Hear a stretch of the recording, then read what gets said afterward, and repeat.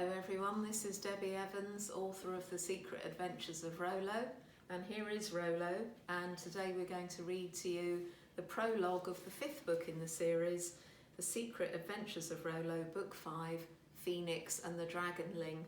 And this chapter, this prologue, is all about this rather strange tree on the cover. Something was different in the forest today, something I couldn't quite put my paw on. There was a hint of adventure in the air, and I don't think it was just because it had been ages since I'd been out in the woods and was full of pent-up Jack Russell energy. The smiley lady had told the floppy-haired boy to take me out for a long walk as we'd been cooped up indoors and were in need of fresh air and exercise. We were both wrapped up warmly, him in a winter coat, woolly hat and scarf, me in a lime green dog coat with reflective silver strips. Yes, really. I hope no one sees me. In my neighbourhood, anyone wearing high-vis makes me bark. Dustmen, delivery people, particularly of the postal kind. How could anyone inflict this kind of clothing on me? The floppy-haired boy let me off my lead as soon as we were clear of the gate, and I saw him get his phone out of his pocket.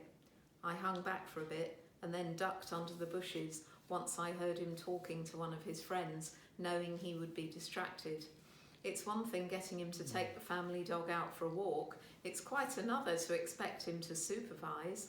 I can get away with quite a lot with him in charge. We were in the depths of winter, that long grey period after all the festivities and endless leftovers of Christmas and New Year are done and devoured. Everyone's still feeling bloated and resolutions already broken. It's not until the clocks spring forward at the end of March that people come outdoors like butterflies emerging from a chrysalis to greet the sunshine with a smile, like a long-lost and much-missed friend. Speaking of which, I'd looked for chickpeas several times over the holidays and eventually overheard that my little Jack Russell friend had moved away from the area with her family. I felt sad as we'd enjoyed quite a few adventures together.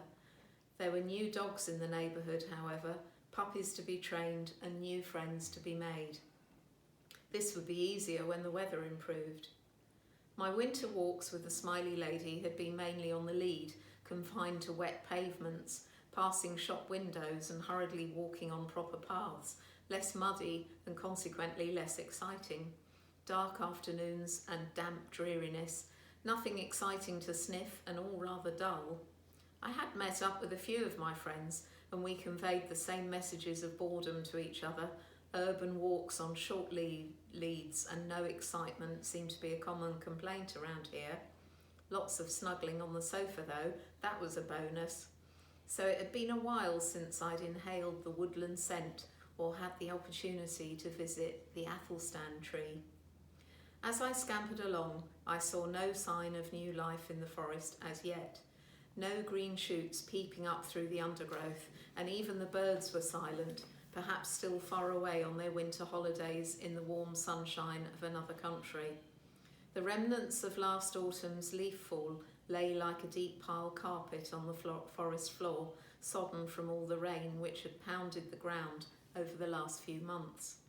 Nose in the leaves like an ultra-efficient vacuum cleaner, I headed excitedly towards the oak tree which housed the time tunnel, my secret passageway to much adventure through which I am able to journey back in history. I stopped at some familiar trees, sniffing among the roots, checking my pea mails. As you probably know, this is how we dogs communicate with each other. I was using my heightened sense of smell, snuffling about in dropped beech masts and acorns and enjoying the scents of other woodland dwellers as well as visiting dogs. Nothing unusual here. And then I was suddenly overwhelmed with a tingling feeling of, well, I can only describe it as anticipation.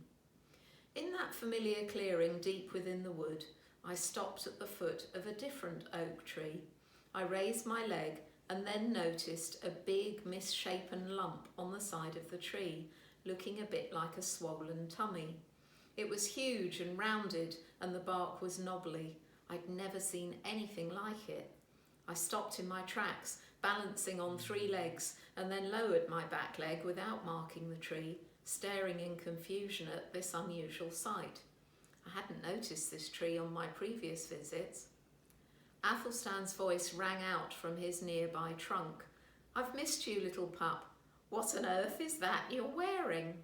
I thought I heard him snort with laughter. "Isn't it ridiculous? Ghastly thing's supposed to keep me dry. Anyway, I've been trying to get out to see you, but it's been impossible over the holidays. Too many visitors staying at the house, other dogs too. It's good to finally get here. Have I missed anything?" I was pleased to greet the tree dragon. "Oh, this and that, all will soon be revealed. Good to see you too, little pup." And with that, he faded into the bark.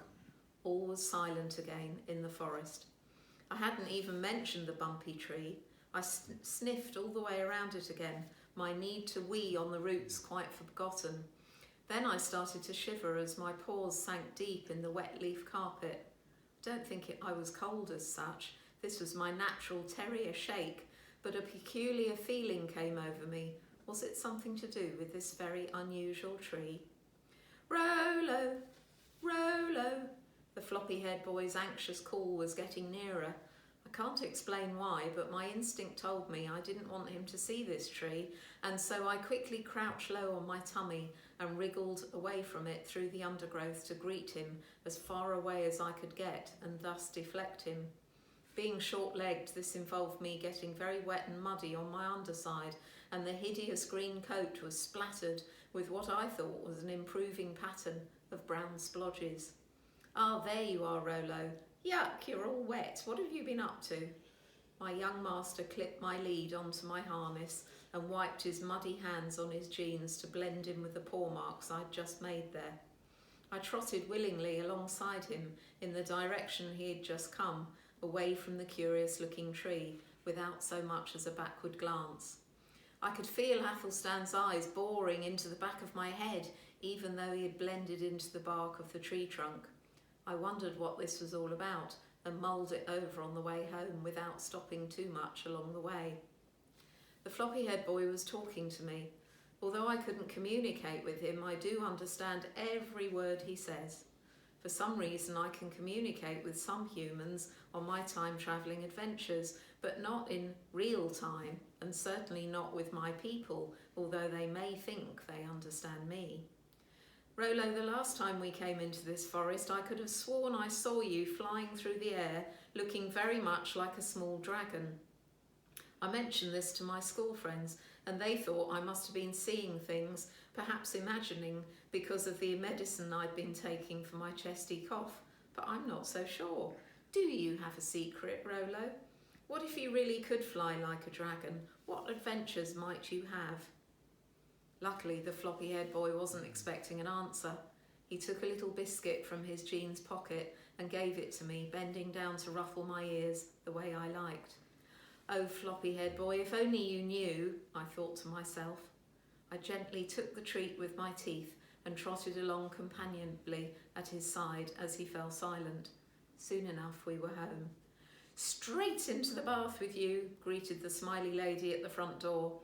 Frowning as she undid the Velcro fastening of my despised coat, she dropped it on the porch floor, picked me up firmly, and holding me at arm's length away from her clothes, she marched indoors, banging the front door shut behind her with her foot.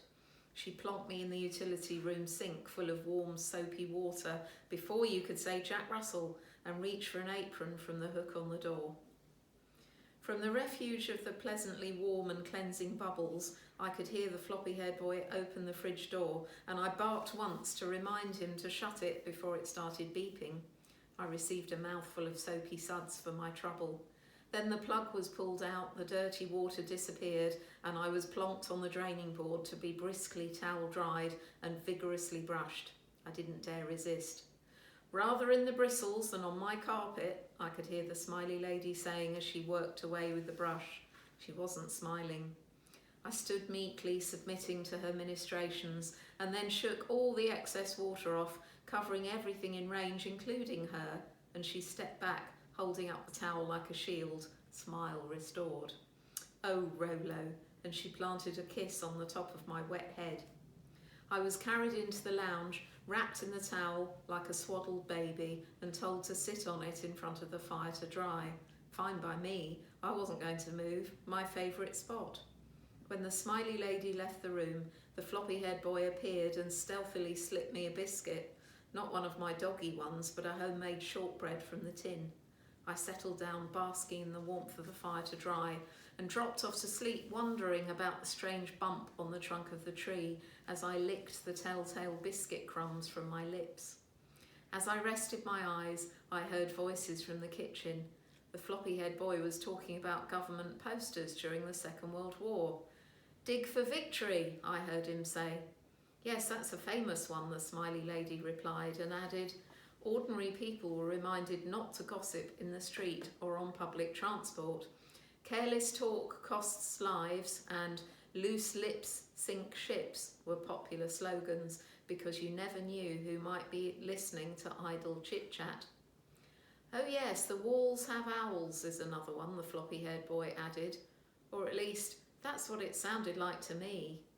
I nodded off, wondering about owls on walls. So there we're going to leave it for today, and Rolo and I will be back on Monday afternoon at slightly later time of 3:15, and I hope you'll join us then for another chapter from the Secret Adventures of Rolo. And if you'd like to order a book or read them on Kindle, you can find all the details on my website, which is www.debbieevans.com. Thank you for listening.